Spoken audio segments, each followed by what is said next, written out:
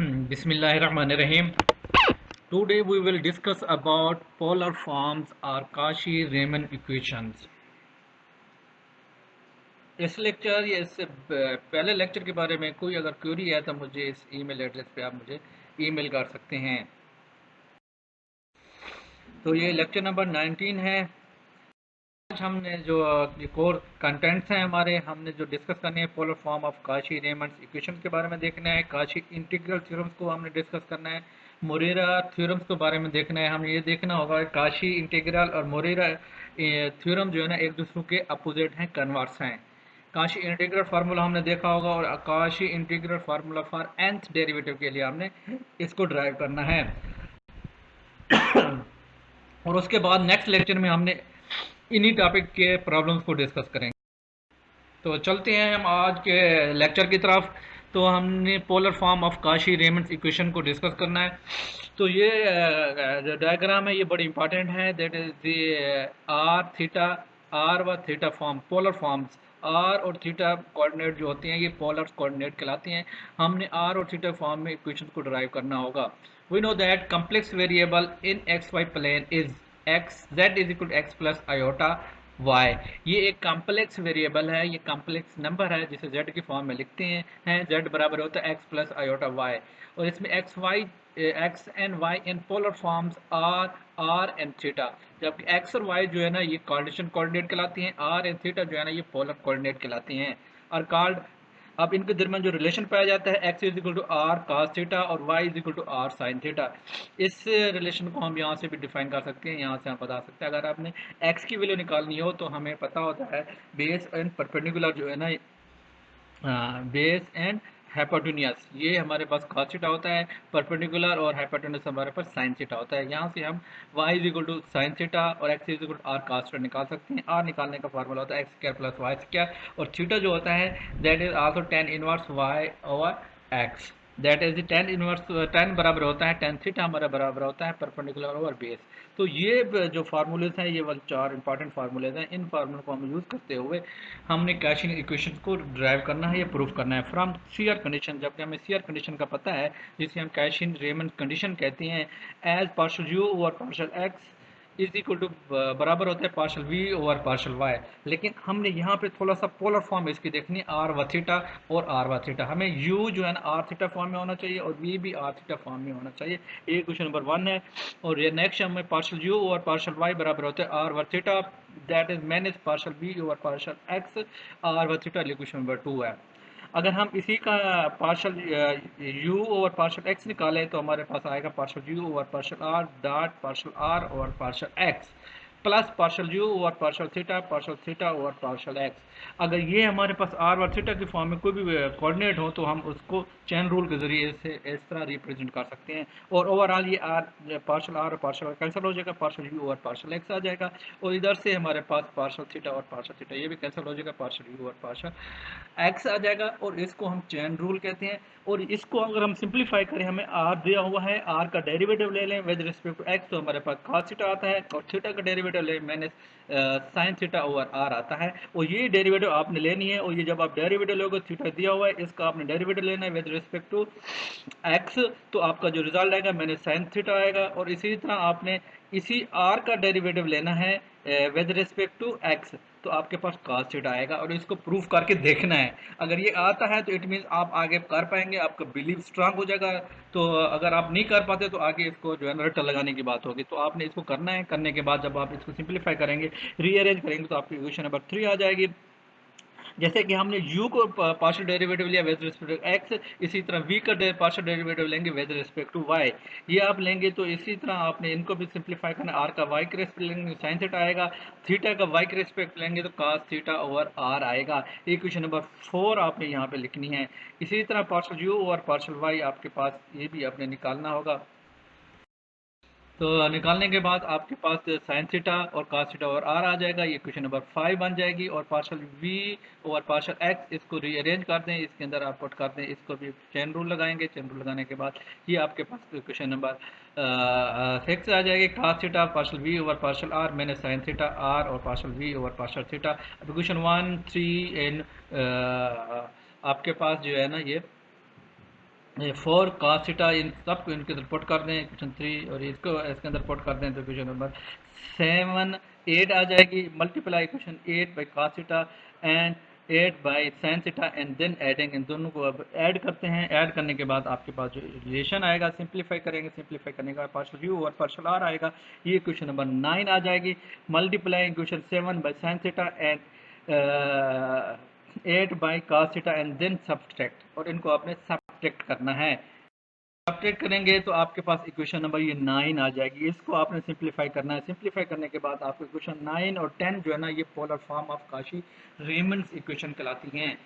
अब ये जो इक्वेशन है आर और थीटा की फॉर्म में दी हुई हैं, और ये वाले सम फार्मूलाज इन्वॉल्विंग आर, ये आपने फार्मूला यूज़ करने हैं। पार्शल आर और partial x cos theta, partial theta और पार्शल एक्स sin थीटा, ये मेजर फार्मूले हैं जो यहाँ से ड्राइव हुए। पार्शल आर और पार्शल वाई sin थीटा के बराबर, पार्शल थीटा और पार्शल वाई cos थीटा और आर। ये डेरिवेशन आप जो करोगे, इसको सिंप्लीफाई करोगे तो आपको ये वाली equation, polar equation of Cauchy Riemann equation आ जाएंगे। मैं उम्मीद करता हूँ कि आप ये अच्छी से कर लेंगे। अगर किसी को क्वेश्चन होगा तो हम लेक्चर में इसको डिस्कस कर लेंगे। नेक्स्ट हमारे पास है काशी इंटीग्रल थ्योरम्स। इसकी स्टेटमेंट देखते हैं। इट स्टेट दैट एफ एक function f of Z is single value continuous and the definite derivatives it is analytical. अगर सिंगल वैल्यूज है और डेफिनेट इंटीग्रल है तो वो क्या होगा, एनालिटिकल होगा। Close service as well as c then f of Z D z is equal to zero. तो क्लोज इंटीग्रल जो है ना एफ ऑफ जेड का, उसी फंक्शन का जो एनालिटिकल है, सिंगल है, तो उसका इंटीग्रल जो है ना जीरो के बराबर है।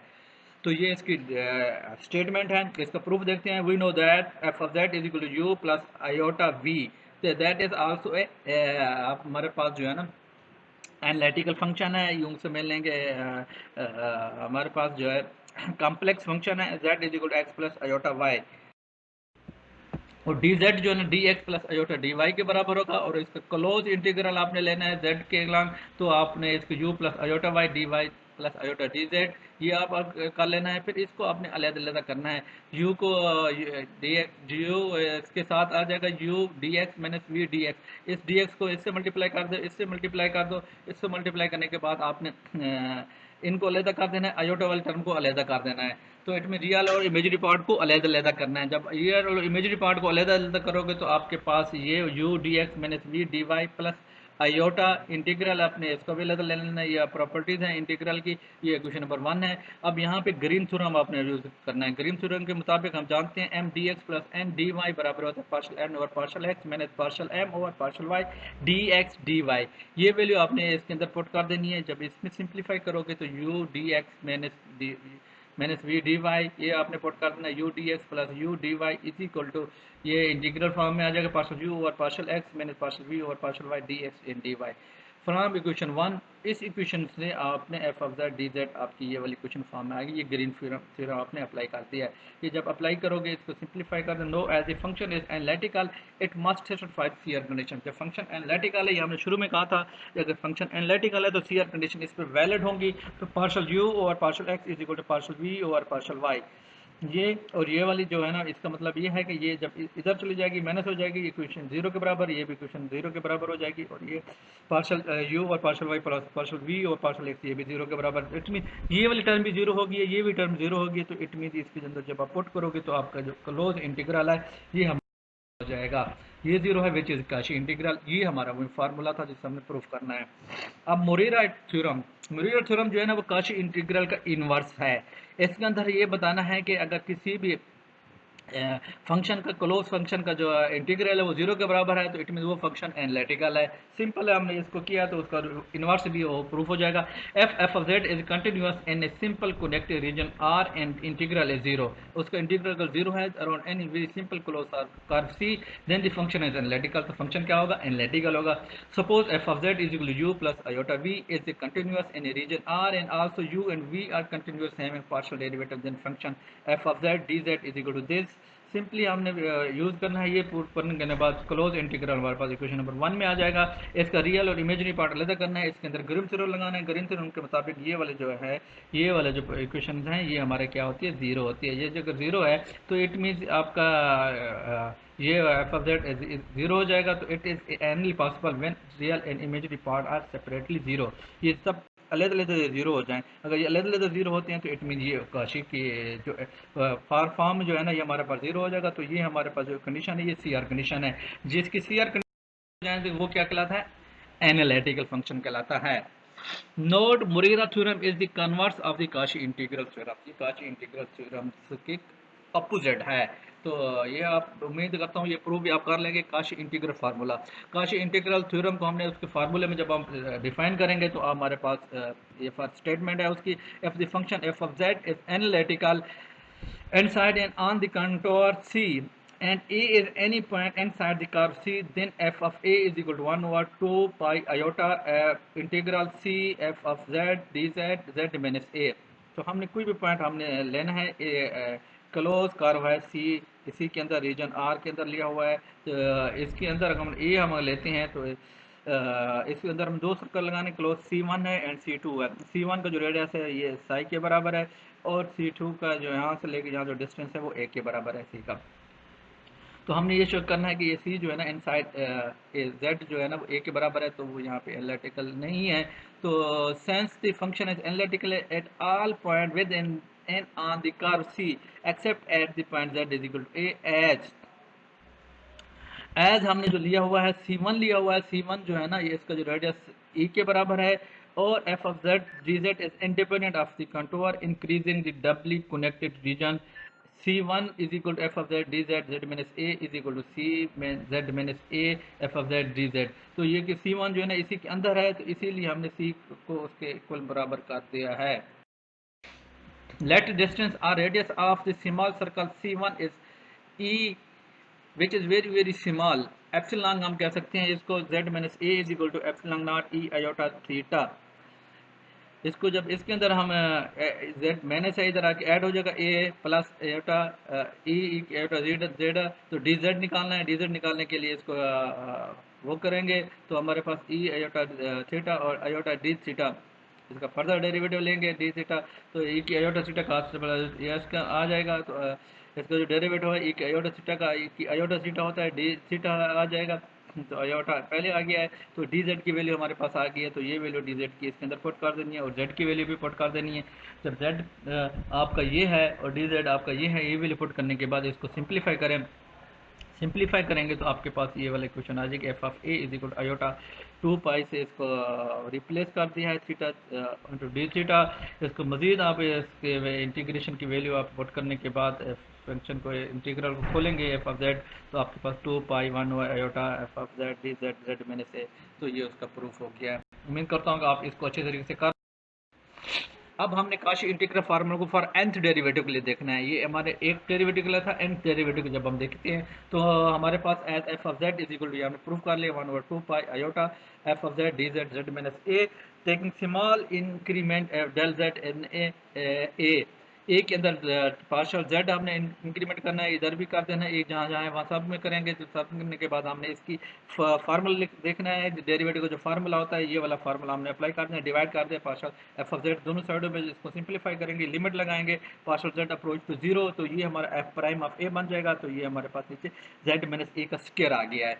जब पहले जेड माइनस ए था, अब जेड माइनस ए का स्क्वायर है फर्स्ट डेरिवेटिव के लिए।